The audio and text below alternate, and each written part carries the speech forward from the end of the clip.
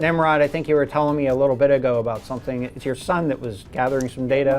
One of my kids turns out had been writing an application, and I noticed what was going on because, being a network geek, I probably have more network hardware than some small businesses do. And I check it every once in a while. I was looking at my traffic utilization. I saw something a little bit weird. I had some very consistent high utilization, much higher than normal. When somebody has a piece of equipment or a device, a computer, as we use it, we expect it to behave in particular ways. But if it starts behaving differently, there's got to be a reason for it. And so the question is, what is the reason? I was slowing down about 6 megabits per second, but constantly, 24/7. Not super high, but out of normal. Mm-hmm. So I tracked it down, and it turns out that one of my kids had been writing a Twitter bot.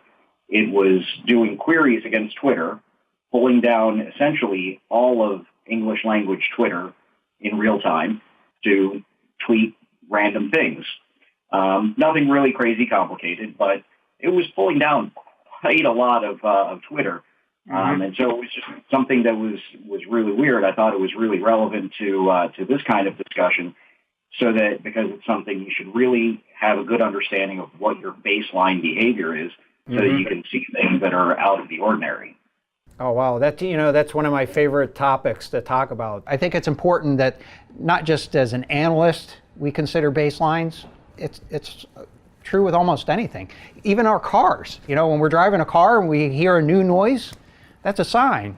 I can't tell you how many times that we've been called in to analyze a situation for a customer or something like that, and then that's the point where they start doing the analysis, and then for the next 2 weeks, everything's an attack. Right. They're just started observing the activity. They didn't realize this has been going on for about a year and a half. If they had gotten a baseline, they would have known. Your point is well taken.